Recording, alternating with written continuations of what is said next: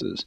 They seem to function in accordance with universe laws quite apart from those which govern and control the performances of all other spirit influences.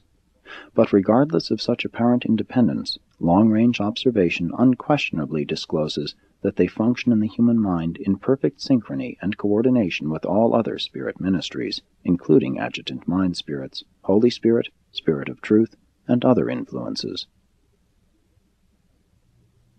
When a world is isolated by rebellion, when a planet is cut off from all outside and circuited communication, as was Urantia after the Caligastia upheaval, aside from personal messengers, there remains but one possibility of direct interplanetary or universe communication, and that is through the liaison of the adjusters of the spheres.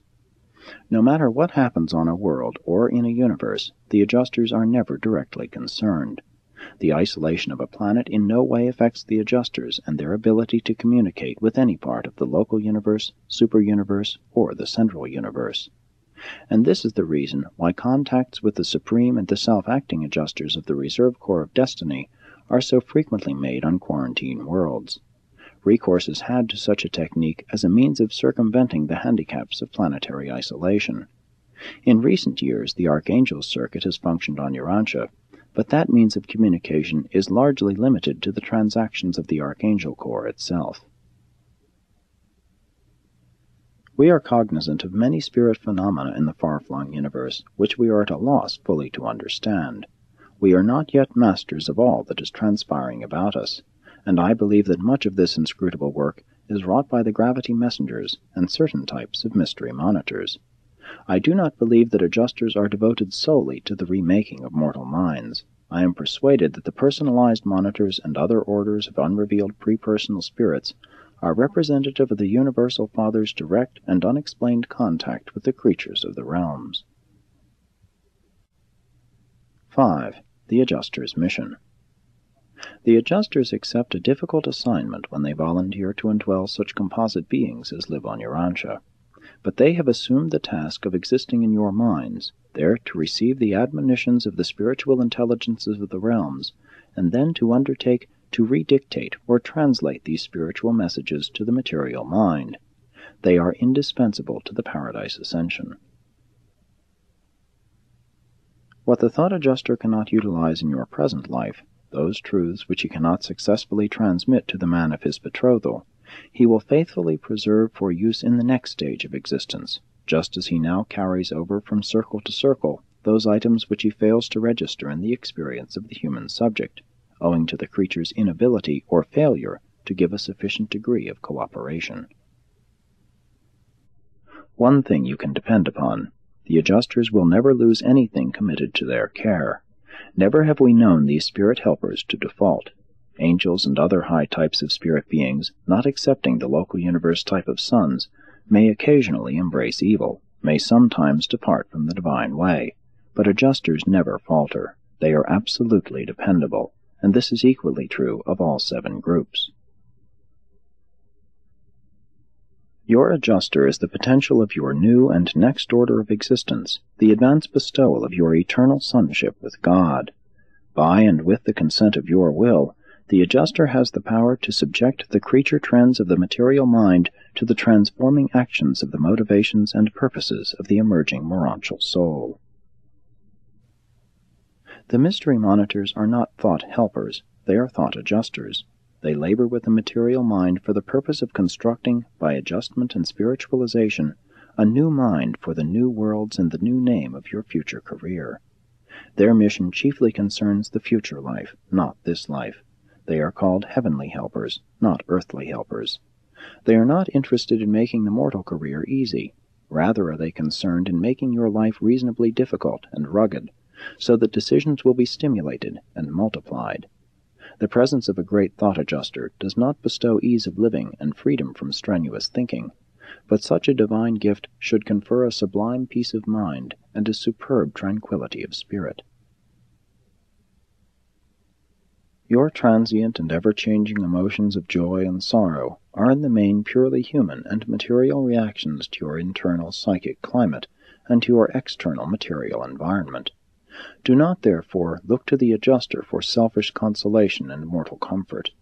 It is the business of the adjuster to prepare you for the eternal adventure, to assure your survival. It is not the mission of the mystery monitor to smooth your ruffled feelings or to minister to your injured pride. It is the preparation of your soul for the long ascending career that engages the attention and occupies the time of the adjuster. I doubt that I am able to explain to you just what the adjusters do in your minds and for your souls. I do not know that I am fully cognizant of what is really going on in the cosmic association of a divine monitor and a human mind. It is all somewhat of a mystery to us, not as to the plan and purpose, but as to the actual mode of accomplishment. And this is just why we are confronted with such difficulty in finding an appropriate name for these supernal gifts to mortal men. The thought adjusters would like to change your feelings of fear to convictions of love and confidence, but they cannot mechanically and arbitrarily do such things. That is your task.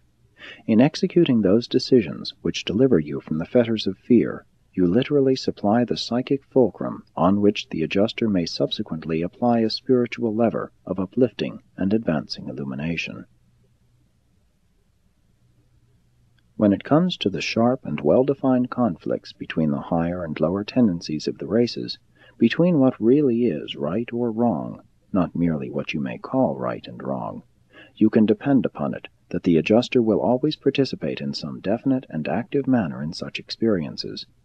The fact that such adjuster activity may be unconscious to the human partner does not in the least detract from its value and reality.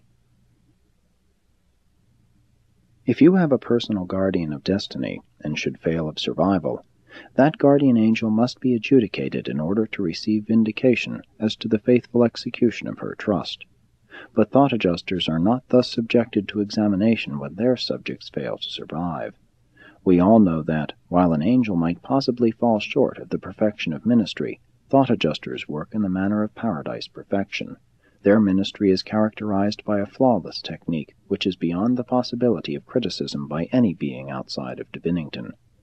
You have perfect guides, therefore is the goal of perfection certainly attainable.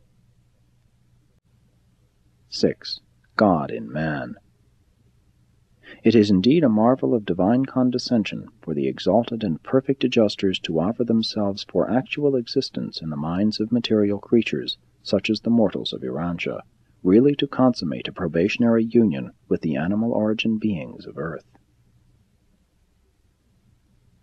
No matter what the previous status of the inhabitants of a world, subsequent to the bestowal of a divine Son and after the bestowal of the Spirit of Truth upon all humans, the adjusters flock to such a world to indwell the minds of all normal will creatures. Following the completion of the mission of a paradise bestowal Son, these monitors truly become the kingdom of heaven within you. Through the bestowal of the divine gifts, the Father makes the closest possible approach to sin and evil, for it is literally true that the adjuster must coexist in the mortal mind even in the very midst of human unrighteousness. The indwelling adjusters are particularly tormented by those thoughts which are purely sordid and selfish. They are distressed by a reverence for that which is beautiful and divine, and they are virtually thwarted in their work by many of men's foolish animal fears and childish anxieties. The mystery monitors are undoubtedly the bestowal of the Universal Father, the reflection of the image of God abroad in the universe.